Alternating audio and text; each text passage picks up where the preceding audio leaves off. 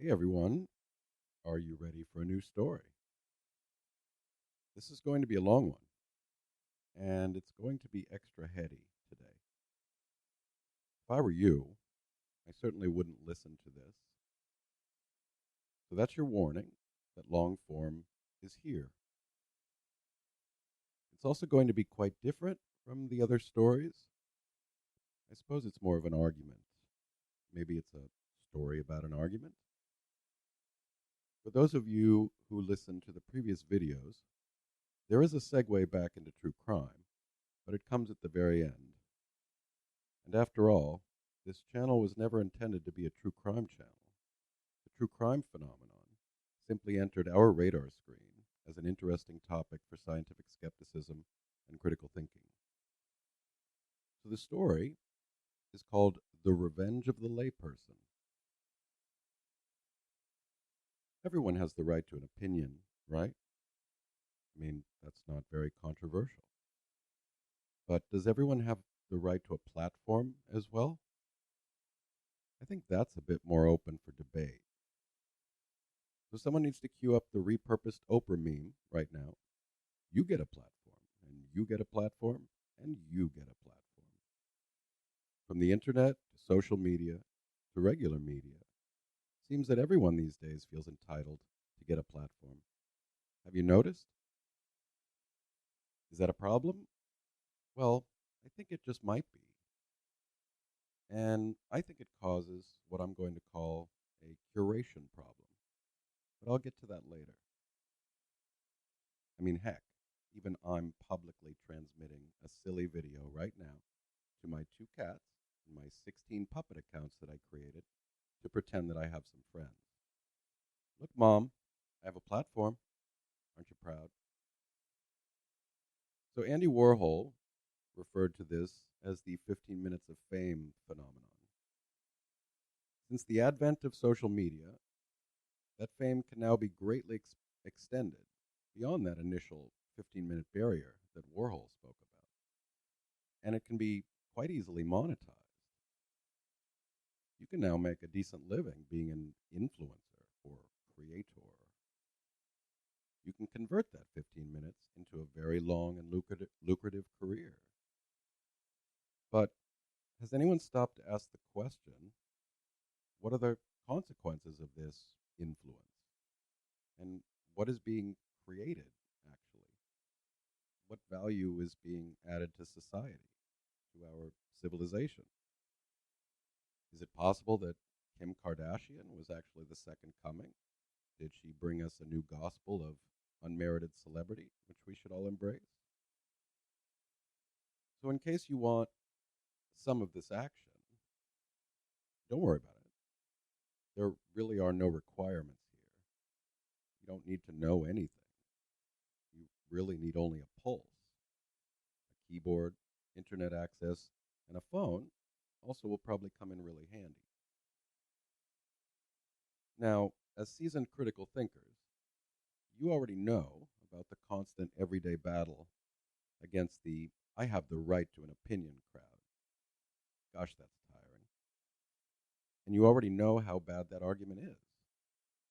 You realize that this common shriek, this shrill parroted line, is a red herring and a straw man. After all, no one claims that we don't have a right to an opinion.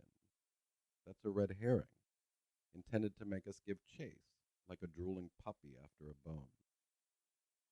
Unless the conversation is actually about the subject of opinions itself, appealing to that line is also a straw man. It's simply a misrepresentation of your argument.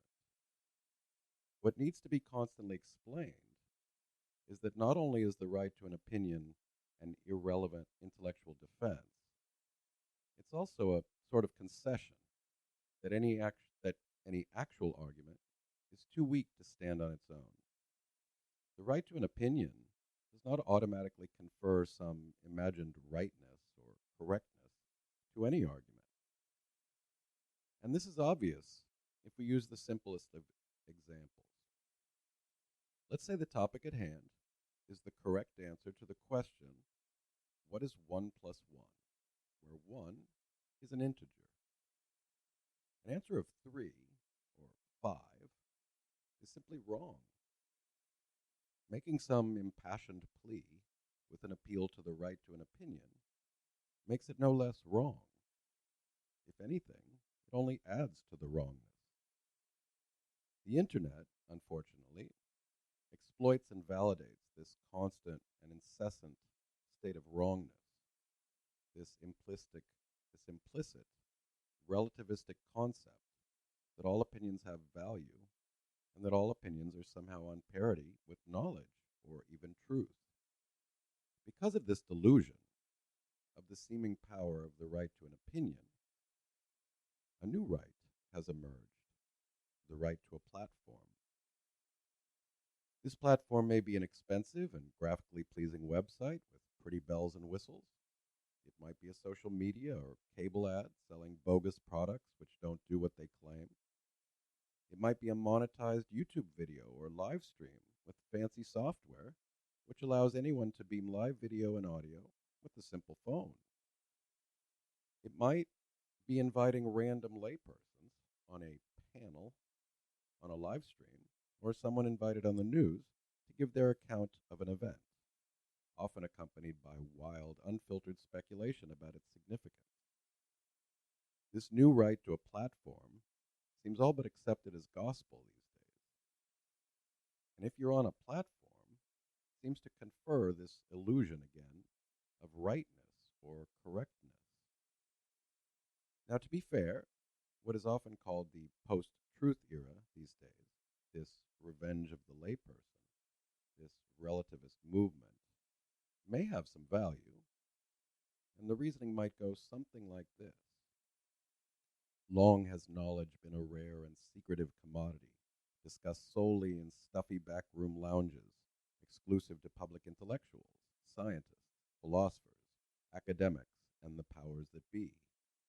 It's about time that we, the people, the plebs, all get to participate.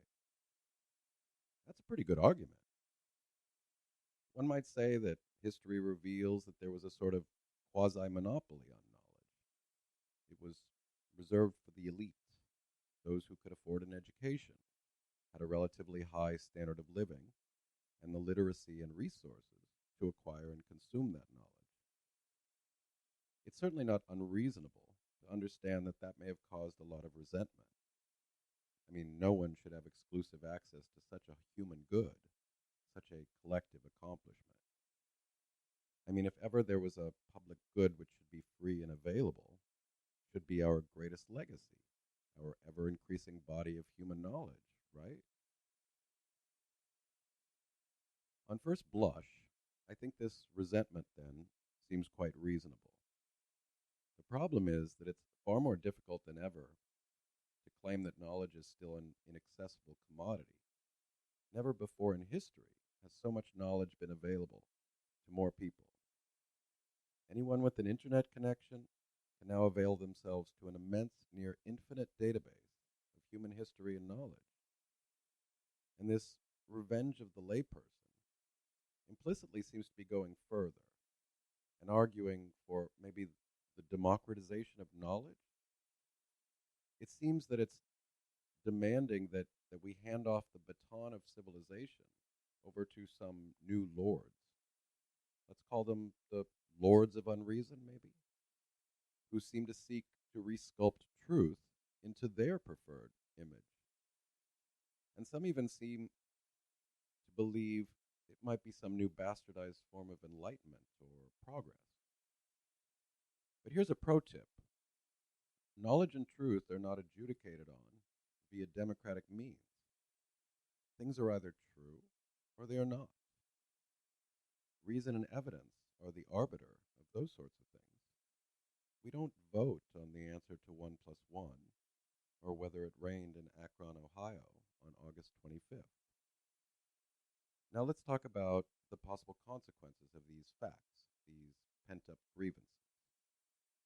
In a nutshell, I think the consequence emerges from a lack of curation, a lack of filtering, a lack of ethics, and a lack of critical thinking.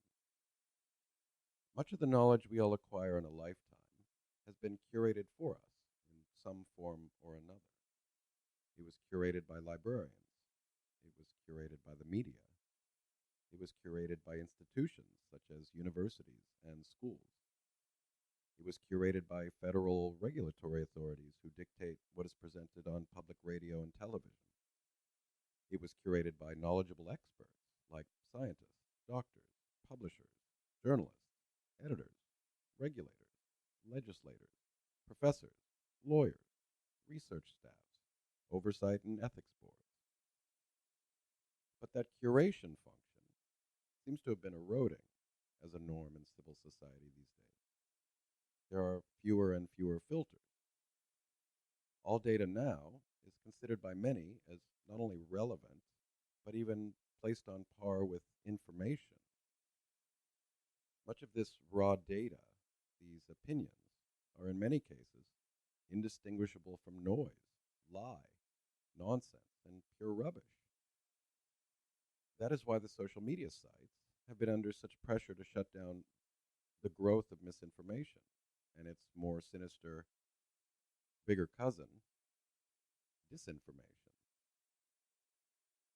Now, they initially push back by arguing that they are not publishers, despite the fact that they provide the largest public squares in history for publishing. We all understand the argument that data should be available and not kept from us, and that free speech should reign supreme. After all, the cornerstone of modern liberal democracies and the Enlightenment project is indeed this central norm and the civil liberty of free speech. We also understand the argument that historically some omission and manipulation of knowledge occurred for illegitimate and even nefarious reasons. We all get that. We even understand all those worried about 1,000,001 possible slippery slopes that can result from excessive or irresponsible curation. Many strong libertarians, for example, might call any curation at all a form of censorship, authoritarianism, and an infringement on civil liberties and free speech. But that argument does not even attempt to address the problem of a lack of curation. And curation occurs all around us, all of the time, as I already explained. If you're going to not filter, classify, or qualify any data, there are consequences. If you believe that people are ethical or responsible enough, or you think that enough of us are intellectually well equipped as critical thinkers and skeptics, or that a majority of the population is able to discern fact from fiction, rhyme and reason, or in the infamous words of Terence McKenna, shit from Shinola, you might just be naive. Making any of those leaps of faith seems unreasonable. So look around us at all of the insane opinions, beliefs, and conspiracy theories that thrive on social media and the internet. Look at the damage that they are doing to our civil society. Look at the growing subscription level to these beliefs in the polls and the scientific literature. It can be downright scary to learn how many people believe insane and completely irrational things. And beliefs have consequences. Beliefs mobilize our behavior. A lack of responsible curation and this recent trend of elevating mere opinion to the level of knowledge causes tangible harm. How any curation could or should be structured, and which institutions are best qualified and authoritative enough to assist in this curation, is certainly open for fair debate. But that any curation is dismissed out of hand is a mistake. I'll leave you with one little anecdote, but it applies to pretty much everything. I've recently become interested, from a sociological perspective, with the trend of true crime channels and sources all over YouTube, Facebook, Twitter, and elsewhere on social media. I've been writing about it for a while now. I've written extensively about this, what I would consider a bandwagon effect at this point. It's a decent little microcosm, a lens through which we can better understand the problems of this revenge of the layperson and this right to a platform phenomenon. In the before times, criminal investigation was left to professional investigative journalists, attorneys, and law enforcement professionals. There are certain protocols in these communities that have been established over the centuries. Protocols on responsible journalism, what constitutes evidence, ethical and responsible means of interrogation, respect for civil liberties, privacy and secrecy issues, and the consequences of runaway speculation. There are norms for the treatment of suspects and a presumption of innocence. In the now times, any Tom, Dick, or Mary can be a self fashioned criminal investigator. Most know nothing of these protocols, nor do they have any experience in any of these fields. They treat any tweet, random screenshot, or audience chat participant as somehow relevant to a criminal investigation. They have no qualms about wild speculation, sending mobs of internet sleuths to dox people, or spreading unsubstantiated rumors via sensationalized clickbait post titles. And they have no vested interest to learn any of these protocols or the centuries of accumulated logic behind them. And they can easily get people killed. They can ruin lives, engage in constant defamation, and disrupt ongoing investigation, even contribute to letting criminals walk free. This domain is no different from any other domain.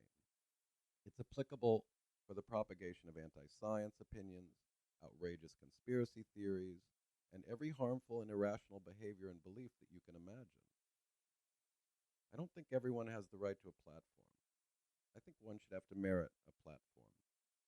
I think curation is necessary for the healthy functioning of society and our civilization. So I'll leave you with two analogies. Imagine a science conference on the interpretations of quantum mechanics and what it might tell us about the nature of reality. Imagine also a big university classroom at, say, Oxford, which serves as the venue for teaching calculus.